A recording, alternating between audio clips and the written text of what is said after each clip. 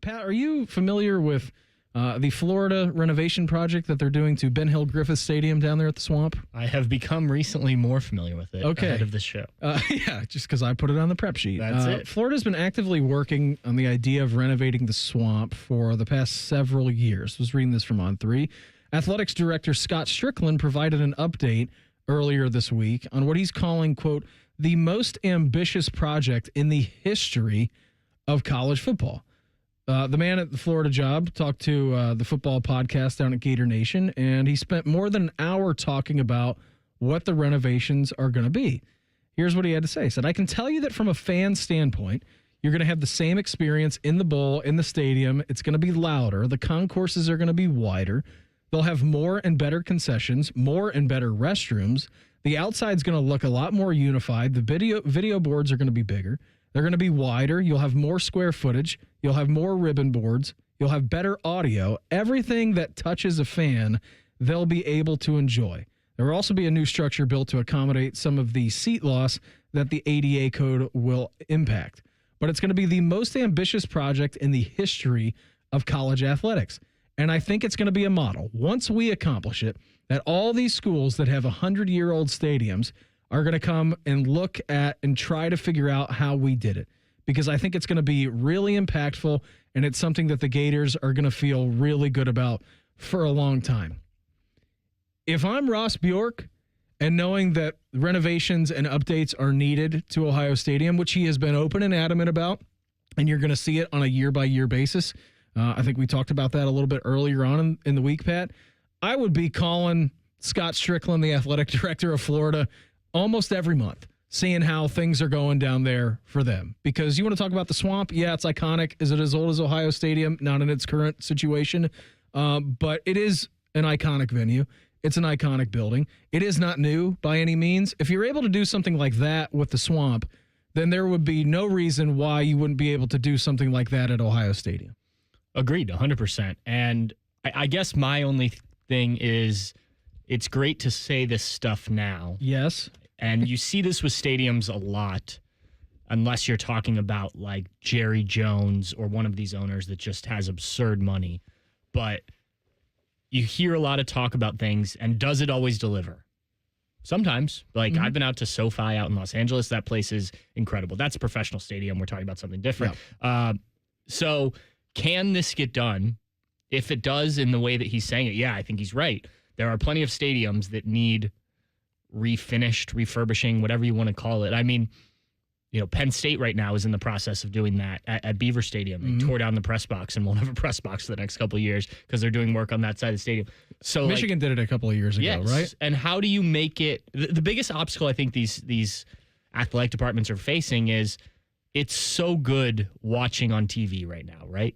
It is. You watch the Buckeye games at home? I do. I watch the games at home, and then I come in here during halftime, and I watch the second half on TV. Right. And for a fan, okay, I don't have to leave my house. I listen to it on the radio, actually. I listen to Paul and Jim while the football game is on. That's awesome.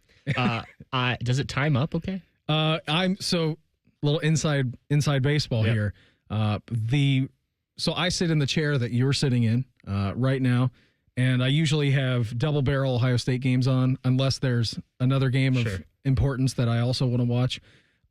The live audio that we get at the radio station is about 20 seconds ahead of the actual play on the TV. Mm-hmm. Tim hates it. Like, he sits in another room and watches it, and because he can't be in here when Paul and Jim are talking and then look up. For me, I'm like, all right, I need to know what to look for, so I use it as a little helper. When I hear Paul and Jim describe it 20 seconds, then I see the play and what I should be watching. So I use it to help me out in the post-game coverage. That's how I at least like to think of it. But yeah, so that's what my game day looks like. That's how when I go back and watch the games after the fact, I pull up the play-by-play so I know what's coming on each play. Mm-hmm. So interesting you say that. But I think the experience of watching on TV, not having to pay that money, being able to sit in a climate-controlled living room on your couch. Go to the bathroom, it takes 5 seconds. Yep, you grab whatever you want out of the fridge, all that. Somehow stadiums need to find a way to draw fans in that isn't just, hey, you get to see it live, right? Yeah. So how do you do that? Well, you need to have some of the perks that you've seen in these newer stadiums. And it's hard to do in a place like, we'll just use Ohio Stadium as an example, but the Swamp is also an older stadium. Yeah, like, 1930 it was built. How do you change that without completely tearing it down and building it back up? I don't know. It's difficult. I don't know. I honestly, I don't know how you do that. But I would be, if I'm Ross Bjork, I'm calling down there to Scott Strickland and be like, hey, what are you guys exactly doing? Yeah. I mean, I know that you broke ground in Ohio Stadium in 1921. Ben Hill Griffin Stadium opened in 1930. So they're not too far apart. Different iterations, obviously, of the stadiums from when back in the day when they were built to what they are now. To you, I mean, you go to the games. You know, you're in the press box, you're down on the field. You see everything that goes on to the games. If you had to change one thing about Ohio Stadium, what would it be currently that's needed? I think it's so different for us because we're almost in like outer space. It's like we're in the best of both worlds.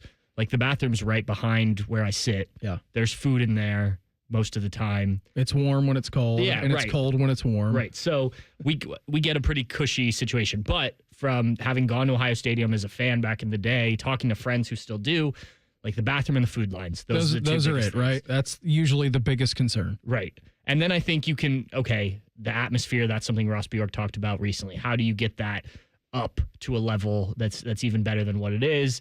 And then some of the bells and whistles. But, Ross Bjork talked about like the concession stands or the concourse. Well, they've got like dumpsters and stuff that they have. Okay, get that out of there. Yeah. They got to figure out a place to put that. Then you can open things up more. Okay, now we have more egress. What's the egress and degress. Yeah, whatever it is. People moving through easily. I had a friend who was at a game it was her first Ohio State game. I hadn't seen her in a while, and I went and walked around at halftime. And it took me all of halftime to get around the closed end of the shoe to over where her seats were. And there's 100,000 people there. So you expect it's a lot. that. But how can you make it better? That's always, I think that is the consistent question that you're going to have to answer with these stadiums. Yeah, I do too. And I think, for everybody who's out there and who goes to the Ohio State football games, I think it's something that very important that you mentioned, Pat. And it's just, if I want to go and get 2 Coors Lights, I want to get one for me and I want to get one for my wife, or if I just want to have 2 by myself. I was going to say, let's be If real I want to double fist the Coors Lights, I don't want to have to miss half a quarter if I'm going to do that. Right. So I don't know if it's, I know that they do this at the Crew Stadium. I know that they do this at the Blue Jackets Stadium. If it's contactless payment where you just walk in, like you scan a card and then you just walk out with your drinks and your soda pops. I don't know how you address the bathroom situation. I'm not exactly sure. I wouldn't want to be the person to tackle that, but that's a real issue. Like you can waste half a quarter standing in line to use the bathroom. There are ways to make it better. I don't know if you can ever make it perfect. Yeah. But you mentioned Lower.com Field where the Crew play. To be fair, it's 20,000, yes. Which is 1/5 of 100,000. Right. But in and out of those bathrooms, it's so smooth. There are enough. You're hardly ever waiting in line. And I've been to other similar sized soccer stadiums. There's one down in Cincinnati that the bathroom situation there is horrid. And okay, why are 2 similar stadiums? Why did one figure that out and one didn't? Okay, what works at Crew Stadium that we can then use to at least make it better at Ohio Stadium? Because again, the whole point of this is to get people to the stadium and have the best possible time they can. And yes, it's an iconic stadium. Yes, you're watching the Buckeyes, but some people are going to need a little bit more, and you have to make it as easy for them to do the things they want to do, like you're saying, as possible. Be fascinating to see if Florida pulls this off. Yeah, absolutely. A college football undertaking like we've never seen before. Again, stadium opened in 1930. It is 95 years old. Best of luck to them down in Gatorland. We've got a Hall of Famer coming to